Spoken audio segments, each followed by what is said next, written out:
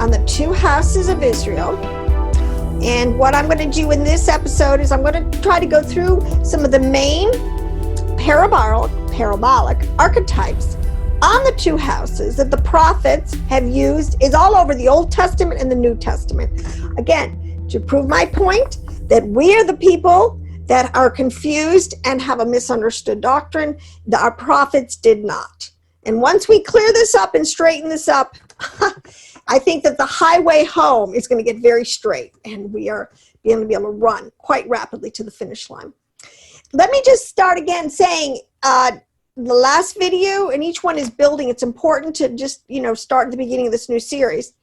But the birthright blessing, very specific Hebrew words that are carrying forward and imparting to us very accurate, though nuanced, understanding. But Judah, and this is what Paul says, he was a rabbi of the rabbis. He was a total Jewish, even though he's a Benjamite. Benjamite stayed with the house of Judah, basically. Hebrew of the Hebrews, he's saying, in covenant, never left with Judah. Now, Judah, as has always retained this little remnant in the earth. This is such a miraculous story. This little remnant in all the earth has retained the covenant, the Torah, the birthright, the glory, the Shekinah was, the patriarchs, they had the temple. I mean, there's so much packed into the history of Judah. The tribes became lost technically, but what we're going to see at the end, they weren't lost at all to Yahweh. And we have been doing a tremendous job of redemption in all the earth. Now, part of it is the spiritual strength, because Judah had to endure. And for her brothers, this was the thing, to be a light to lead Ephraim home. If we didn't have Judah succeeding in their mission, our mission would have failed, because we need the light that is in Torah to bring us home to what? To the divine presence. All right, this is our home. We are the Adamite seed that Yahweh created in Genesis on the 6th day, that was told to rule, that we would rule and reign over all of the creation. All right, so this is where we're going back to. And it has been, I want to show you how the prophets constantly use this understanding, how after the patriarchs, Abraham, Isaac, and with Jacob, that birthright blessing was split off into amongst the 12, and went off and did very specific things, which now at the end of the age, as we come together, we will see, as always in tremendous hindsight. But I do want to say something about the number 2. 2 means duality. 2 means separation. This is the whole point that is embedded into this concept of the letter 2. And even, let me say, this is how Hebrew is so precise, the word for 12, because we know that there were 12 tribes, so all Israel is pulling from this seed line of these 12 tribes that has gone into all the earth and has created the fullness of the Gentiles. And even in the Hebrew, the word is made up of the word for 2 and the word for 10. So even in the Hebrew, they don't have a number, like one word for the number 12. This it's, you have 10, and then you add 2 to it. You have 2. That makes mathematically 12, which right there, you have 10 and you have 2. This is the whole concept, the northern kingdom, the southern kingdom, the birthright, and those that carry the blessing. So what I want to just do, let's just start with these. In the New Testament, all right, if you don't think that the writers of the New Testament, John the Revelator, or if it's John the Essene, in my opinion, understands this and talks about it very specifically in this whole chapter, which people should read, which is not a heavily preached chapter, because unless you have this understanding, you don't get it. So it's John 10, 1 through 42. But right in there, in those verses, it talks about how there are 2 flocks. He has other sheep. This we have to understand. John is not confused. He's building on the same legacy, the same understanding, the same archetypal parabolic language that all the prophets did. So read. I'm not going to go and read each of these and flesh them out. I'm just going to give you a cliff note, brief overview. And truly, this should be your homework. It is such a blessing. So read about the two flocks. All right. That is exactly one of the ways parabolically that they are described. Then you have, most common is the two houses. This is fundamental. Whenever you read your Old Testament, it's all over the place. And once you see it, you'll never stop seeing it. So I'm quoting a lot Isaiah, Ezekiel, and Jeremiah. They were three of the major prophets who were prophesying to both houses. Now, like Amos and Hosea, Elijah, some of those are more northern kingdom prophets, some more southern, but basically those three are prophesying very specifically to the two houses, and it's all over their books once you see it. So in Isaiah 8:14, the prophet says, point blank, he says that both Israel and Judah will stumble and fall over the stone of Israel.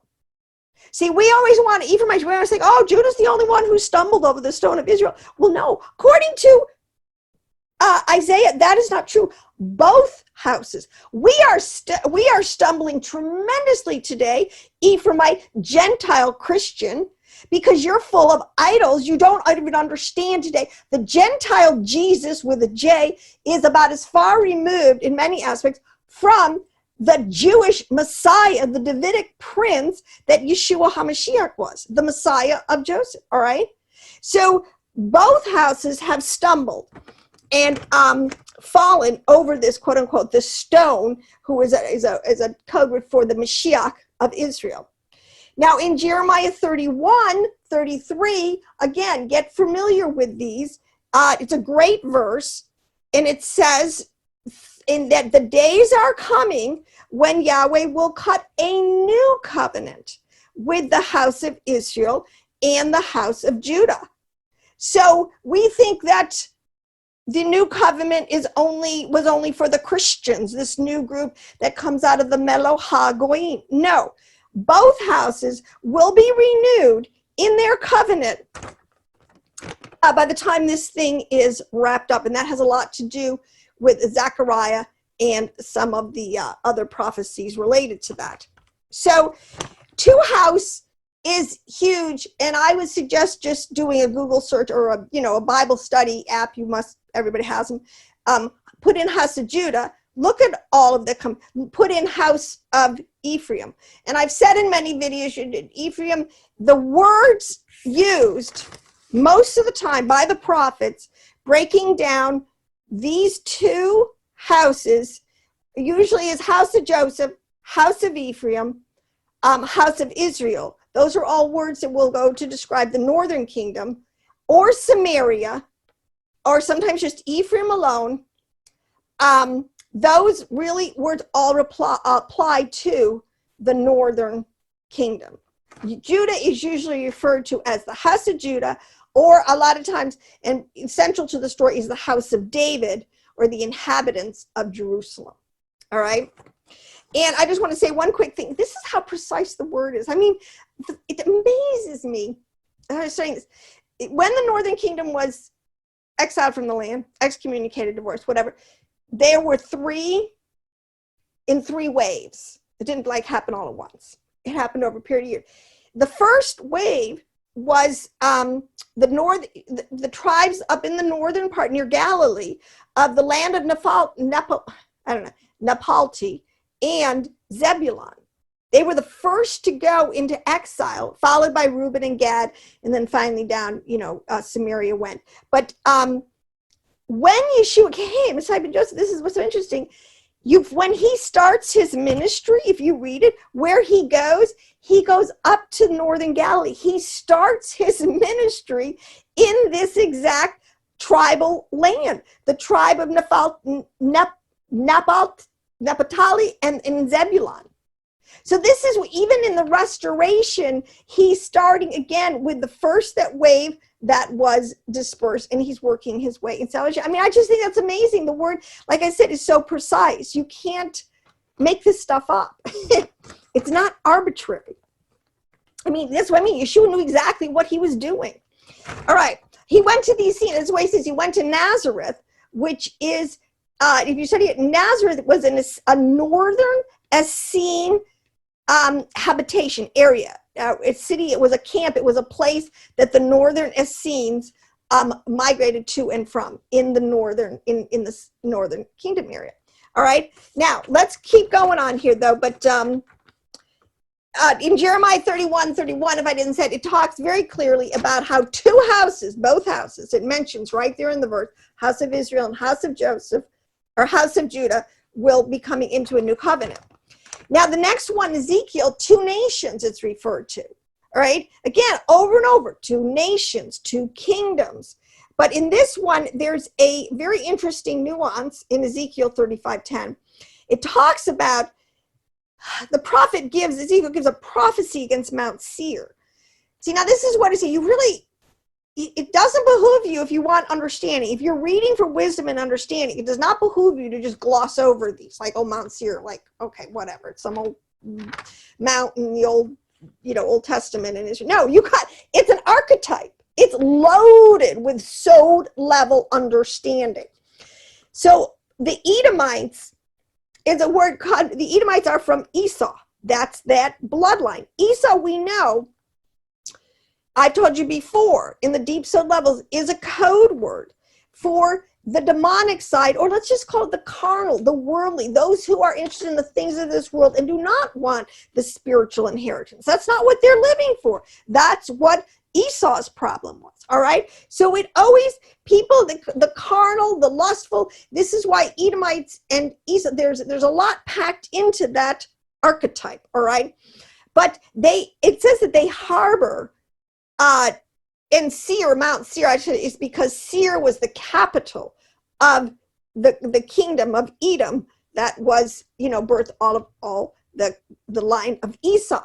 So there's an ancient hatred that the Edomites are finally going to pay for. It's going to be their undoing in the end, because they will not give up this ancient hatred, which stems from the birthright blessing. They won't come, they can come back into covenant. They're part of the many couple of different ways. They're part of the Abrahamic bloodline. They can come in through the door of Yeshua. They could come in by just living in peace with their brother and following their brother Judah back to Torah. So there's plenty of opportunity there. But the point is, it is because of this ancient hatred and because they gloated when both houses were expelled from the land. The Edomites were known for extremely, their jealousy, their hatred, their glee at the misfortunes that had happened to their cousins, basically. All right. So that's sort of what's tied into this one, the two nations. Now, we can go down to the two chosen families. And again, you have to look at different translations, but I like the way family, because again, these are seed lines of offspring that create clans, create families, create nations, create ethnoses of people. It's very important to follow these concepts. So you have two chosen families. In Jeremiah 33:24, it says specifically, all right, let me just do this. In Jeremiah 33, you should read that whole chapter. It's just all over. The two houses are being addressed. The prophet keeps saying prophecy to both houses. In Jeremiah 7, starting here in 7, in 14, and in 24, in one chapter, makes totally clear. You read it for yourself, references to the two chosen families or kingdoms. In Jeremiah 33:14 is where it uses in one translation this word families. All right. And the northern kingdom and the southern kingdom, these are family, these are brothers, all right, that go on with their clans and go on and make great peoples. All right. But the prophet, again, is not at all confused, and he knows exactly who he's trying to talk to and what message he has for them. Now, this one I love. This is Ezekiel 23, 1 through 4. And listen, like I say, much of the Bible is written at an adult level. This is one of those chapters. You wouldn't teach this one in your Sunday school. It's very graphic. It's actually, I mean, it's very graphic, and rightly so. But these adulterous, one word would be backslidden, but really we're talking these adulterous sisters who just go off and prostitute themselves. Very sharp, deeply loaded, sewed level understandings. But let me say this. The two sisters are named Ola and Olaba, something like that, all right? Ola, it says right there, is Samaria, and I told you that Samaria is a code word for the northern kingdom. See, got that. Olaba is Jerusalem. Now, what's interesting in those, when I looked at it in those names, every name has a meaning. What's interesting in the meaning of these names, Ohala means her own tent. Now we're talking, the analogy is making them into sisters, right? So it's a feminine personification. And Ola is she sins in her own tent. Remember, it says that every man did was right in his own eyes. This is such an interesting concept that I saw in here. But let me give you the other one. Ohalaba which is Jerusalem, which will tell you it's in the southern kingdom, and it's related to the fact that she is a tent shrine. Okay, so in other words, there's two levels of meaning here that I want to bring out in this. One is, remember in Joshua, the famous verse, choose you this day who you will serve. Now, Joshua, an archetype for Yeshua, the message is still the same. What master will you serve? If it's the Baals, then serve the Baals. If you want to serve Yahweh, all right, who is the Yahweh Elohim of your fathers, the patriarchs. And by implication, Joshua is saying, look at not just Abraham, Isaac, and Jacob, which are, you know, the patriarchs, but we're going way back to Adam. This birthright blessing that's being carried forward here is from Adam, through Enoch, through Shem, or through Noah, recovenanted with Noah, through Shem to Abraham. All right, it's very important. And then Abraham is called the father of all those that believe. So it's very important, because when the northern kingdom really sinned in the sense that they each made up, they became themselves. And I think this is really, I'm beginning to understand what idolatry and all these things is, like a god to themselves. They were going to make up their own rules. They were not following Torah. So this gets into this whole Luciferian concept of two ways. You can either keep Torah or you do the Luciferian way, which is do as thou wilt. And the northern kingdom became very guilty of that. They did not want to follow Torah. They did not want to keep the covenants. They didn't want to go south to the temple for the 3 feasts. They did not, you know, all these things. And for reasons, whatever. But the point is, and then even though in Jerusalem they had the temple, they became a prostitute to the nations. You could buy their services for any amount of money. They were, you know, bribery and extortion and selling. You know, by the time Yeshua came and he had turned over the tables, because they were just selling, you know, like you can spiritually sell, like you can put a price on these incredible spiritual blessings that are happening, the forgiveness and the atonement and these things. So both sisters, it's really interesting, in their inside spirituality, got very corrupt for different kind of reasons. So then we go into the 2 olive branches. Now this is, again, the olive trees, the olive branches. This is an important piece, or olive trees, but this is where it gets into that one is wild. The wild branches, the wild olive tree, is the northern kingdom. All right, they were sent off the land. And this is an interesting, I have this point out if I can find. When a plant is uprooted from its native soil and is transplanted somewhere, it becomes a wild planting.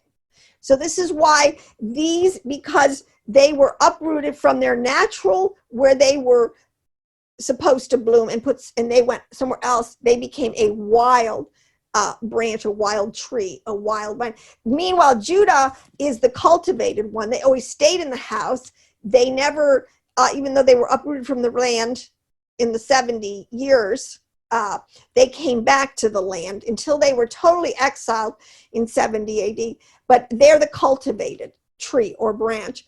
And then it talks about so in Zechariah 4, the important part is in Zechariah 4, it talks specifically about these two olive branches. Well, if you understand, we're talking about the two houses that are before the Lord, always, right? That is what it's talking about. Then in Jeremiah 11, in 16 through 17, he goes on more, the prophet, to flush it out. And he talks about that these two, the one wild and the one cultivated, this is the house of Israel and it's the house of Judah. All right, so there's no misunderstanding if you just read it in its context. Two sticks. This is a great one. Read Ezekiel 37, 15 through 28. This is where he's telling prophetically, he said that the Father will reunite these two houses under one king with one shepherd. That's so interesting. See, this is where interesting. They know these different Mashiach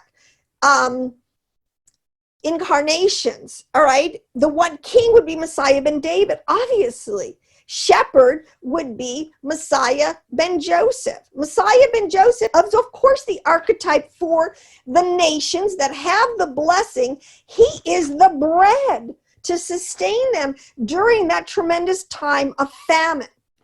All right, where there is no temple, there is no clear teaching coming out of Jerusalem. There is no priesthood or Levites or scribes, all right? Judah is a remnant, exiled remnant in the world, and praise Hashem, they are keeping it together in the house, the writings, because that was part of their birthright. They are to be the scribal house. And they have done that, in my opinion, very well. So you have these two sticks, that they will become one nation again with one king. The reunification of the whole house of Israel. Now, you go next into the two witnesses. Again, we're back in the New Testament, back up here in Revelation 11. The two lampstands, which you're told are the two olive trees. Again, whoever wrote Revelation, not confused, totally tracking with all the same archetypes. So these two lampstands and these two olive trees are on either side of one menorah. Now, this is a really important, because the menorah, as I said, one thing you have fundamentally that these prophets totally understood, besides this, they understood the tree of life. The menorah is an archetype. It's just a pictograph done in a sculpted way of the tree of life. All right. And the branches, the Sefiroth coming out, giving light, giving oil, giving wisdom, understanding. But on either side of them, you have these two olive trees. All right. So this is known. And both of them, and then it talks about how there are two branches that are tapped into this, that get their oil and their light from this menorah. Okay. It's so interesting. All the archetype, it fits. So there's two branches. There is two olive trees that have branches that tap into the oil that is in the menorah. I love it. Can't make it up. All right. Then we have down here the two advents. Okay, again, they're not confused. Hebrews 9:28. Read it again if you haven't read it in a while.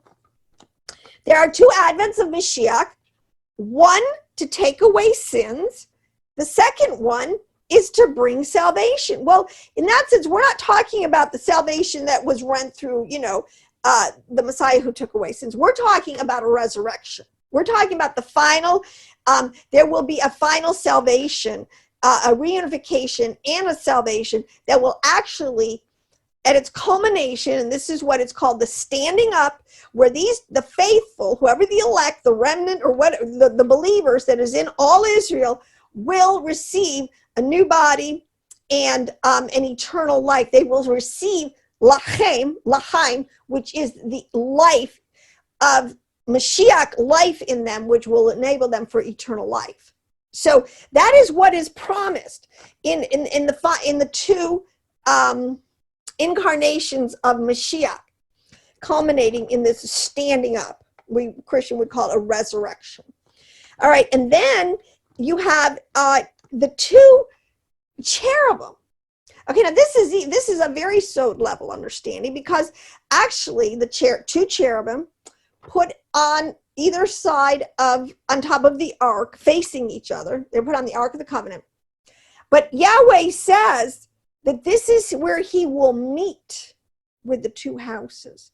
Again, it's the concept of the menorah that's in the center of the two olive trees, these two cherubim facing each other.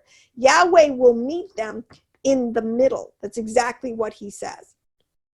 So I just wanted to quickly do that, but I want to show you these. Go and read these. I want to go back to 1 John for a second, now that I've established this.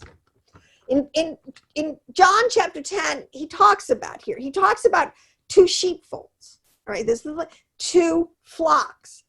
Then it says that Yahweh is the gate, all right, for these sheep, these two different sheepfolds. But the thing, when you understand the tree of life, this is what's even more interesting, because it says after the original sin, there was the two angels with flaming swords were put in charge of at the opening of the gate of the tree of life. So none of the descendants or seed of this union or the progressive could get up, the way was closed to the tree of life. All right. No one could have this eternal life again at that point. All right. And then he said this kind of sets into wheels the whole motion of redemption, the 6,000 years of redemptive history, the 6 days that is talked about. But this is the Sefiroth of Yesod, which is so interesting. And I've started to unpack a little bit of Yesod. It's a very, very tricky business, the Sod level that is in there. But Yesod is equated with the sexual organ, both men and women. And this is interesting because where do you birth souls out of? I mean, it says souls are formed in the womb. All right, after copulation, the soul, the seed, the new seed. This is again the concept of duality. We have duality, 2, 2, 2, 2, but number 3 expresses a unity when they come together. And what do they produce? They produce a new seed, a new soul, a new something. All right. So the point is, as these, when the gate is opened again to the believer, who can bring down now holy souls, who can also, our offspring, become part of this covenant. There's a lot that's packed into these understandings, but it is contrasted. It talks and continue on in this verse with the hired hands, that the hired hands or the hirelings or that they flee. They're not, that they are, they're false. They're called false shepherds, false leaders. They devour the people. There's a lot of negativity, a lot of the different problems, a lot of places of these hired hands. Well, let me tell you who this is. See, when you understand the bloodlines and everything and what's going on, the hired hands refers, okay, so the gods of the nations are over the mixed multitude, this burgeoning seed that is becoming the Melo Hagoyim, the fullness of the Gentiles. And the shepherds over them, because think of it, this is what Satan was doing with Yeshua in the temptation. You know, I will give you all the kingdoms of the earth. I will give you all the wealth. I'll give you it because it's all mine. These people give their own people power. See, this is what's got to come out. These elitists, these spiritual kings of the earth, and there's a lot of them, the Nephilim, whatever. There's some higher ordered beings among us. but they give their positions of power to their own. This is the point, all right? And we need to get out from that. Our unification means that our king is coming, because it can't happen until we are reunified. That's all part of the built into the promises. These until we become unified. So in other words, for us to get the victory over these 70 nations, the gods of the nations, we have to put, this is why he says at the end that there will be one God, one king, one shepherd over. And it will be the good shepherd. And this says that the sheep hear his voice. All right. And the voice of a stranger or hireling, they won't hear. There's always been a strong remnant in the earth who hear the deep embedded promises in the blessing birthright.